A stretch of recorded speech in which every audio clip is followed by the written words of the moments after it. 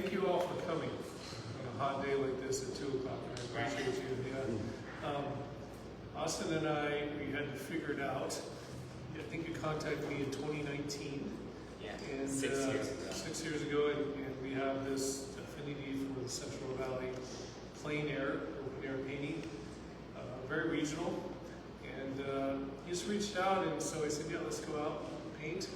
And we've been doing that since 2019, so eventually I said, well, we have to have a show somewhere, and we should have it locally. And so that's really how that came about.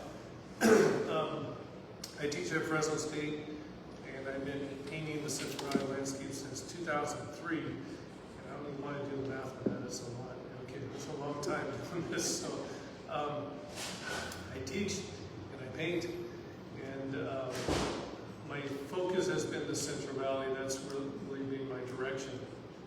So I find a like-minded individual who's absolutely doing that totally on his own.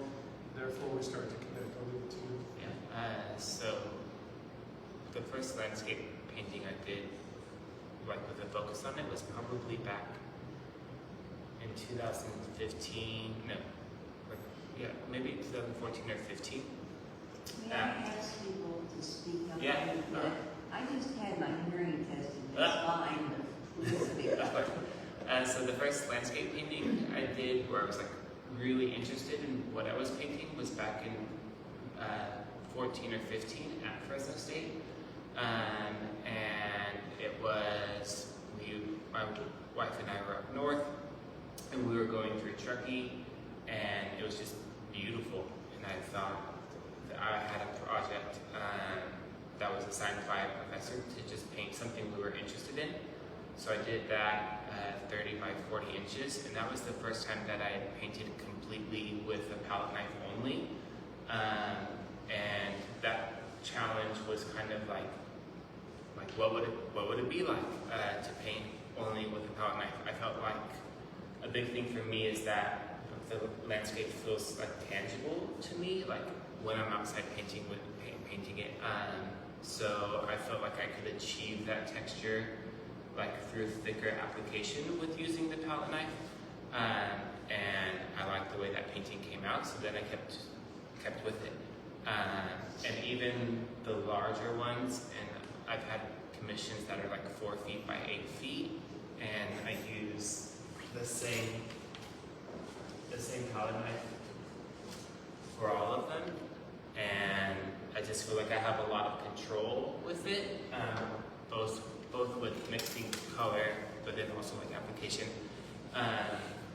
But my professor said that I should connect with Adam because he has been painting the Central Valley landscape for a long time.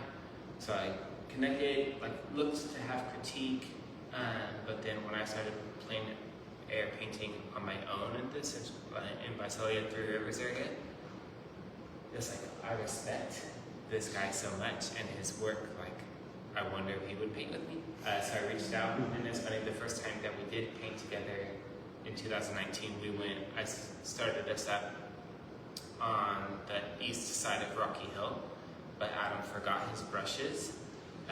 So our first painting together was, he had to borrow one of my palette knives too. So just like a little bit, like a comfort for mine became like a challenge for him. But then, yeah, like continuing to have, besides like once we got accepted for this show, Adam will come down, we'll do Exeter, Three Rivers area, I'll go up, and we'll do Fresno, Madera. Table Mountain, yeah. Which I left out of the show. So this is like a lot of Yoko Valley and Visalia paintings that we had done for the Visalia show. So trying to have this back and forth in this like great area that we live in. And I think a big thing for us is that in the Central Valley you have land that is developed, like completely developed because of agriculture, but then you have land that is still like really raw and untouched, usually because of like land preserves or old family farms with large acreage, or like weird little pockets, like Lord Drive is kind of hidden because of Kuya Oaks Preserve. There's some residential houses on there, but you're like getting just far enough outside of Visalia where you do have a lot of like access and untouched like land besides cattle or something like that. So that's what a lot of this show has been. And then I've said like, okay, like we've spent the last 4 times down here. The next time I promise to come up there. Yeah. And lots of dirt. Lots of dirt. Lots of dirt. And I was thinking, like, as I was driving down here and seeing all the agriculture, that there's so many landscape painters that do very decorative work to sell. And I think what's interesting about We Connected is we're not motivated by selling so much. We're really trying to, like, as landscape painters, you're sitting out, you're taking on the whole world, and you're trying to synthesize down into this little space. So you have to be selective about your vision. Like, where you're looking, what is interesting and what's enough to interpret and transcribe into the canvas. So doing that, I think there's a message for each painting, but as we paint in Central Valley, which is what you were talking about, it's not all beautiful. And it's really, the land is put through a lot of stress. So if you look at the layers, I think that's really what we're seeing and not trying to hide from. I say that from experience because I've worked with some really exceptional, very popular artists that do landscape, and we all painted together. And they were painting and painting, and I'm painting this mountain, and their painting had nothing to do with the mountain. They had a formula, and it was absolutely gorgeous, but they barely looked at it. And here I am, really trying to get to this mountain and really trying to interpret it because it mattered to me. This is the Central Valley, and I thought that was interesting that they have these formulas to do that. And I was going about it maybe the wrong way, but if you're trying to make it into a business, that's not the way to do it. So this is a different show. This is not all about decorative. It's trying to find something interesting and then revealing that story underneath. And I go around with anyone that can tell you all the stories for each one of these, because there is one. So, and also, I didn't say, you're welcome questions at any time as well. So we are coming to it, I believe, with a different view than trying to market. We're trying to come up with some sort of integrity truth, I think. And I think that's what we talked about, and that's a big part of how we work together as well. And like going on to trying to decide on a title for this show is a tricky thing. But I just think like for Adam and I, we love the landscape and the challenges of the landscape and then capturing it. There have been times where we're over in Three Rivers in a very dry summer, and Adam makes the comment that the like hillside looks like champagne's being poured over the top of it. And I think that the dry yellow that we get is beautiful. If we have a good rainy winter, that green is beautiful, and then the blossoms that you can catch after that with orange and purples and whites is beautiful. So each season in the Central Valley is great, and definitely to be appreciated. I think, like, to just enjoy it for as it is and not try to, like Adam was saying, like not try to, not that they're not good, but like pursue this commercial view of the Central Valley, just take it as it is really important to me. And it's a part of our conversations, like when we meet up to paint, like what can we find today? Well, let's just drive. If we see something interesting, we'll pull over. If we need to walk in dusty dirt, we'll do it. There have been a couple of great opportunities where we've got permission to go onto like new parts of the Central Valley and properties and things like that. And we're very appreciative for the allowances of that. And a lot of the times the people whose property we get to come on, they love the land that they live on, and they've been there for generations. And it's nice to get to interpret and like view and receive and paint something that's important to them. So it's been enjoyable, and that's been like, I mean, what we put in the proposal I think it was last year. last I think it was last early. last year, if I Yeah. remember saying that. And then once we found out that this idea was going to be accepted, we were really pushing it. And the first, when I was going plein air painting at the beginning, it was like maybe I would plan to do one painting, maybe two if I wanted to or was lucky. And then the first time Adam and I met up, I was like, how much do you think we'll do? And it was like 2 to 3, maybe 4. So then like one, preparing myself to go out and really push it. But a big thing for me as a painter is I'm not necessarily trying to like recreate the forms that I'm like observing, but it's I'm applying color where I see it, and there's going to be mistakes, and that's okay. And I'm not trying to perfectly recreate what I'm viewing. I'm trying to put color where I see it. So especially like on Dry Creek in the corner, where there's a lot of like overlapping and squishing together of green, like different tones of green, like yellows and tans. I'm not necessarily looking to, I love what I'm looking at, but I'm not trying to recreate it. I'm trying to put down the feel of what I'm looking at, and then the colors that I see, and then more often than not, like thankfully, like it does generate its own form because those colors are already set in like a hillside or a slope or a river or things like that. And that's like more, that's how my view and technique has developed over like the last decade. And I'm thankful to live in the Central Valley, and I'm thankful to paint, and I'm thankful that people appreciate my paintings. Because I think as an artist, that's something that you always like hope for, and like my wife loves my paintings, so it's like that's like plus number 1. And like a lot of times they'll be on the wall, and then I'll have a show, and I'll take it off the wall at home, and then I might bring it back. But like to have like during our reception, to have like great conversations with people who's like, this is very familiar to me, or I know this row, or I know this section of trees. It's really enjoyable because that's what I'm really looking to share in my paintings, this familiarity with this region. And all these paintings that you see, they're just a product of an experience, right? So going out and taking that back. I don't know if you approach it, but I approach it that the landscape and nothing in front of me is real. They're just forms and shapes and colors. It's something we teach in beginning painting, that nothing is tangible, it'll all be moved and changed. So you're trying to grab onto something and organically like mold it into this small space and arrive at something that is complete, but there's layers of narrative that reveal themselves to you as you're working.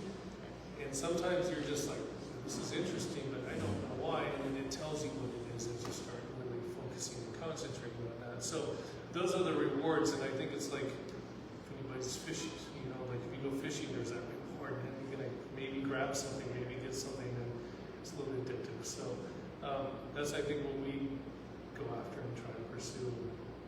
Certainly been doing it for many years myself. So, Yeah. But there is, I think, I have a long family history, 1860s here in the Central Valley. I feel a connection, and I think all of you, if you have any family here for a long time, feel that connection. So I feel like I'm trying to tell a story of this timeline that I'm not going to some foreign place. This is something that is very ingrained, all family stories, all history, all the things we do every day. They're all in these paintings, and it's really not just a painting of trees and rocks. So I think there's a deeper understanding, I feel, by living and working here for so long. So I think you feel that too.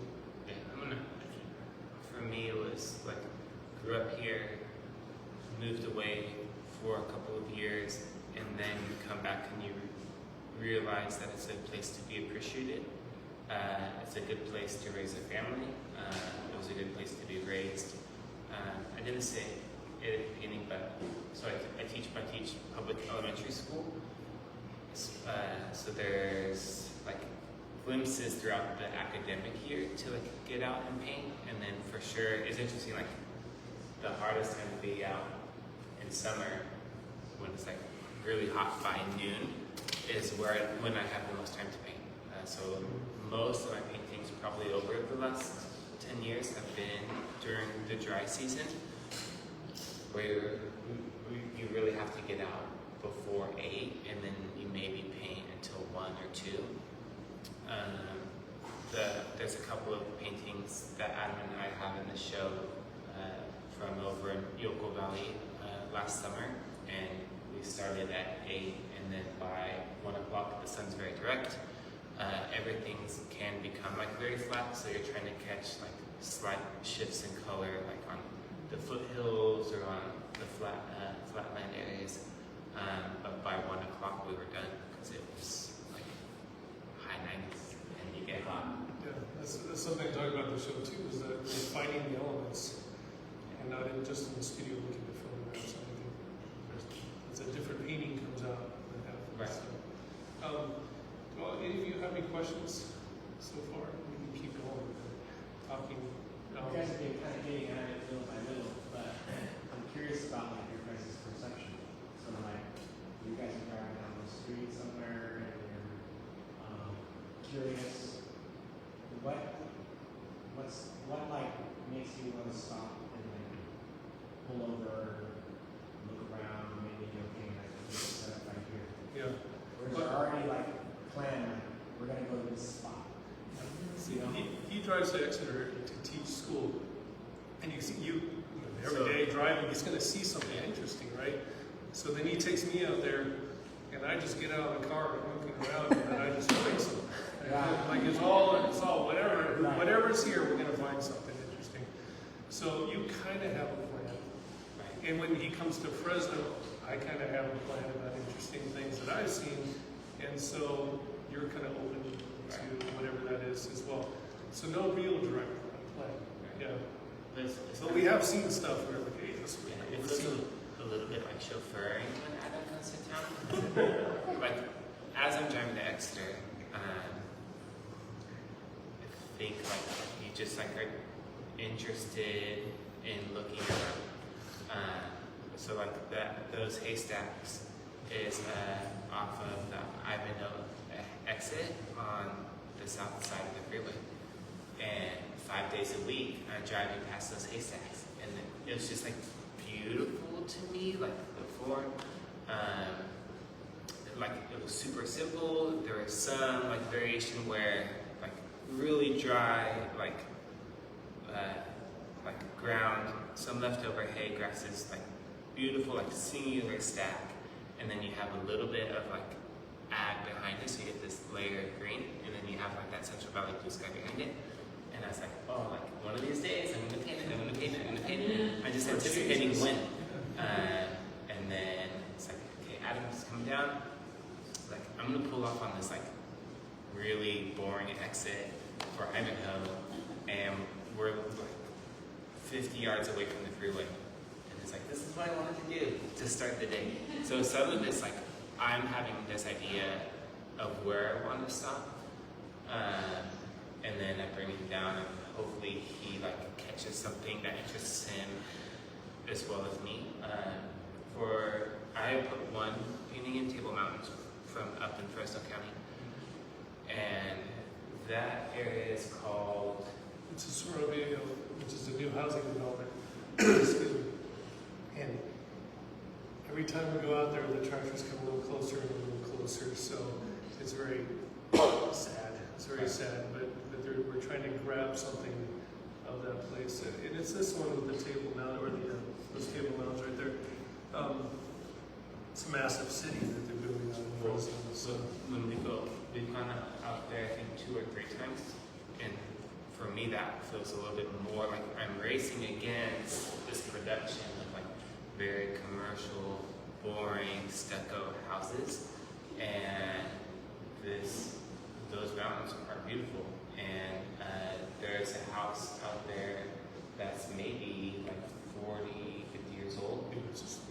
And you could tell it was intentionally built up like 2 stories tall or so, to view these valleys and these mountains, and then this new production or new housing development is slowly getting into that person's space. So where I feel like down here, I guess I get to plan more where I'm painting or have ideas of where I'd like to go. Not necessarily content, except for the haystacks. But when I go up to Fresno, maybe Adam has the same response.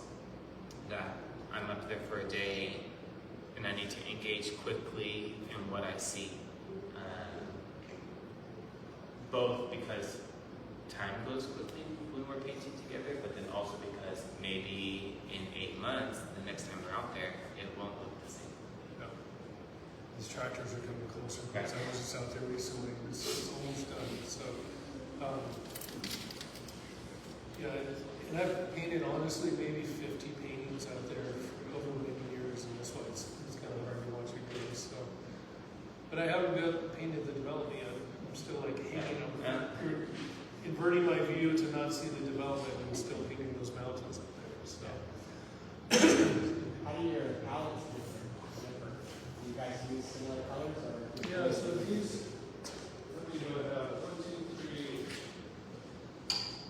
This is a really basic system: white, black, ultramarine blue, burnt sienna, cadmium red, and yellow. But then I have this weird pink, which is a totally weird color. But it's so much of the Central Valley sky, especially in the summer. It's dirty as heck. And so I found that color, it's a flesh color you use for portraits. It happens all the time in the Central Valley. It's not clean air, it's not blue. And so that's a very basic system. I don't use any glazes, no galkides, nothing, no mediums. I just use Gamsol. And just, it's plain air, but it's also all prima, which is wet on wet, obviously. So you're building up a layer, and then you're building up these thicker layers on top. And I do about 3 or 4, and I think I pushed you to do a little bit more. We're doing like what you said, about 1 or 2 during the session, but we're trying to get through it pretty quick. Now, we do these, but yes, I do take them to the studio, and yes, I do clean them up. Okay, so it doesn't always work, and so I do look at some photographs sometimes. Sometimes it works, sometimes it doesn't.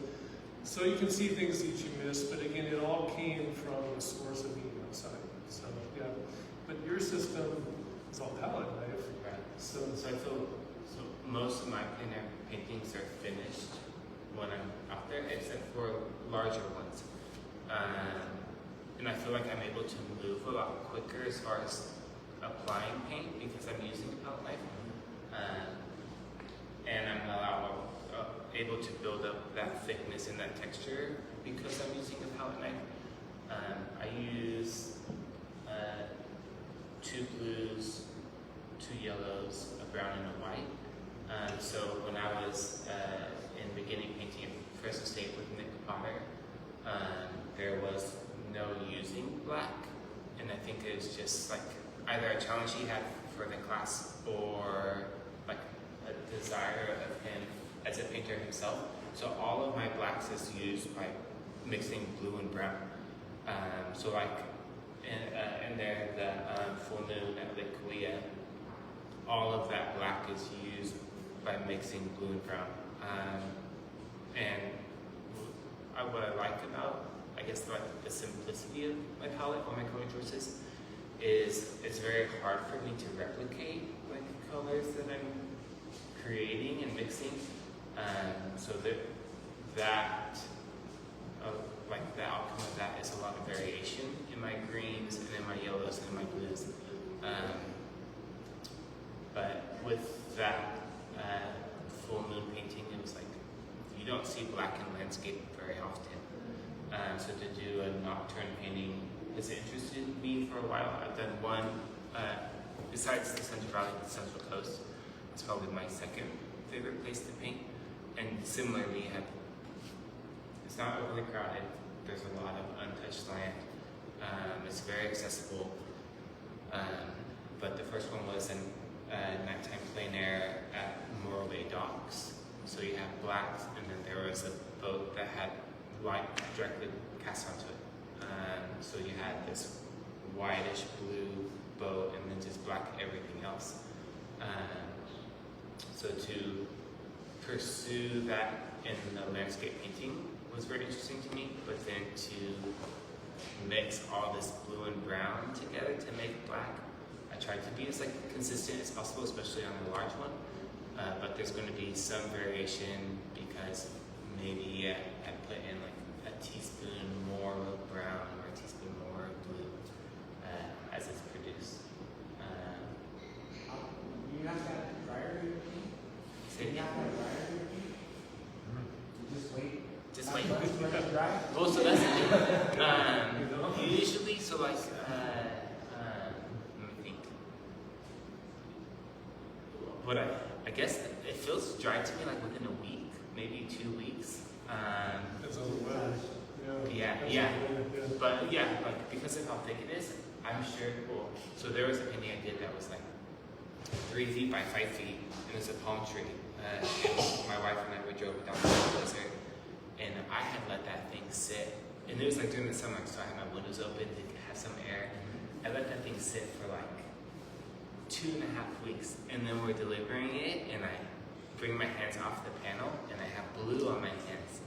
So I guess it's like a risk that I'm taking, knowing that it's not completely dry for a long time.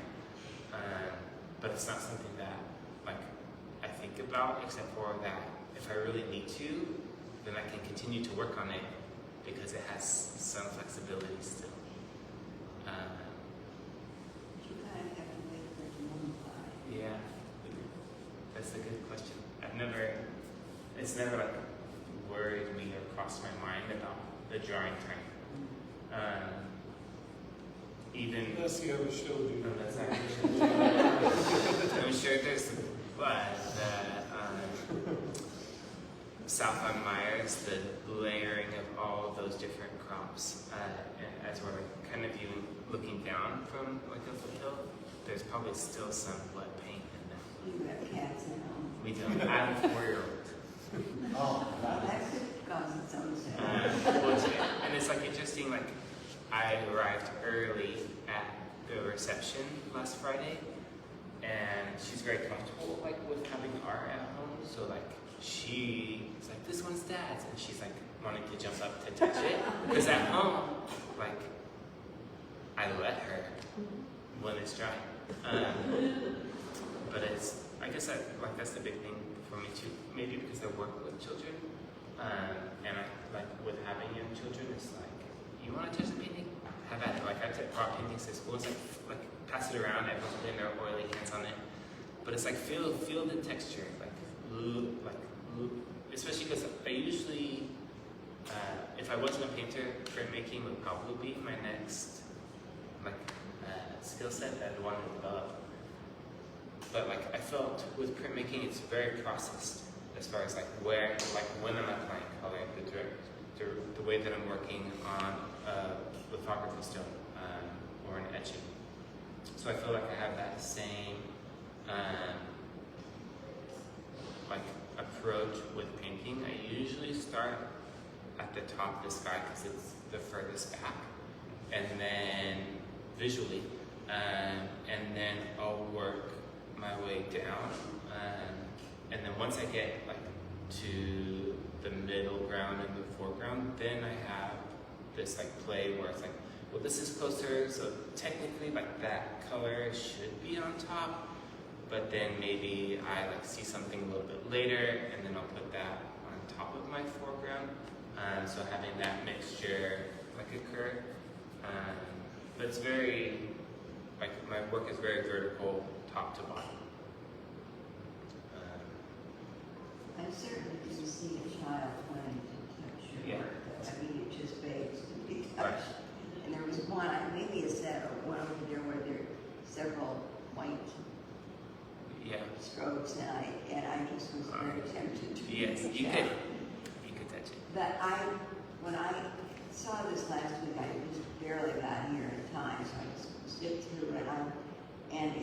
I had not read the information sheet to begin with, and so I kept seeing similarities. I thought, oh, this is the same scene as that. Yeah. But I didn't realize it was. I asked you. I made some comment to you at the end and you said that the two of you went out together, and that was perfect for the title, Parallel Lines. But it really made a difference in my mind to see how each of you saw a scene and interpreted it. It made a big difference. But yours reminds me very. I take a lot of pictures, and I just drive along and I see some there. I really just want to photograph them because I do go back and look at them. Yeah. And and yours felt like that to me. Your perspective on a number of years felt like you had someone photographer's eye for things. So composition's number one. Right. That's the first step for somebody to do your work.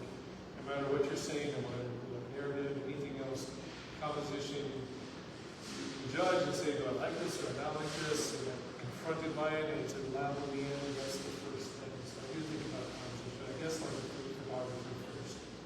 How things will be first. I'm going to have to go back and look at yours again after you finish today and look for dirt in yours because Yeah. I love dirt. Yes. And it's very, very, I don't know, prominent is the word, very noticeable in a lot of your work. Because I look for tire tracks and somebody might have dragged through it and just hills and valleys. And If you go to my website, there's an 8-foot by 4-foot painting of just dirt. just dirt. I'll have to look for that. Yeah, just dirt. This one is just dirt. It's just looking down at the ground and seeing some tractor It tracks and certainly shadows. is. So, yeah, I did do one very much painting of tracks. I was at a party once, this guy was making fun of me for being a painter of dirt. I was like, yeah, I probably am. It's okay. It's all right. It didn't hurt me at all. You know, he thought he was getting me, so. Well, as you get older, you may need to do more and more of those, and you have to look where you're going. Yeah, look at it, little trip. But I will say that this has all been a very enjoyable experience. When you're putting a show together, you don't know actually how we received, how badly we failed, and what successes we have. But I feel we're confident in this show with what we brought to it. And that's a good feeling. So we're going to miss things, but Tracy just loved it. What a job she did in curating these together. I was just looking at these and I'm like, why did she put them together? And now I see it. There's like this curve that she picked up on those, and it's really good. It's like she really has a sensitive eye for curating, so it was really good to see. We just left it for her and let her do it. You know, had no say in anything. So, yeah. It's So- Is plein air generally this like collaborative? Like where you guys like go out together and like there's do you ever feel like this is my spot? Like this is like when I'm painting, or is it just kind of like because you guys are like together and you're kind of like you're saying like when Austin's like here in like the South Valley, he has like this is his like area, and so he knows like things that he sees every day, and you see things that you see every day. yeah. So you're creating for like each other a bit, but then when you bring each other out, like you don't paint the same thing. That's a good question, because for my ego, I don't have any ego about painting. If Yeah. somebody wants to steal from me, if they're whatever, I have no competition except myself. But I'm painting with Austin, and I want to do a good job. Like, I don't want to leave the day and just be like, that was a complete waste. So there's motivation there. Maybe competition, but some motivation to do a really good job. But as far as painting in the Central Valley, I don't feel any of that pressure to compete with anybody, really. So, And I think for both of us, for a long time, it is something you do by yourself. And when I just get like emails from plein air magazines, or if I'm like at a bookstore or like the Central Coast, it feels like they're, maybe because landscape and plein air painting has turned a little bit more commercial, where you have competitions and things like that. Then you have people like out in mass and they're competing for the best little spot and things like that. But I think, like, I was painting by myself for a while, and then had Adam come out, and we've been working together. But mostly, a big thing for us painting together. And I think something in our statement is that this is like an ongoing conversation between the two of us and the Central Valley landscape. And I think it's nice because we don't have like egos about our painting. It's super interesting when we go out for a session and we're slowly adding one more painting to the trunk. You kind of see like, oh, like he focused on this, like that looks so good. Like we're both critical about one thing in one of our own work.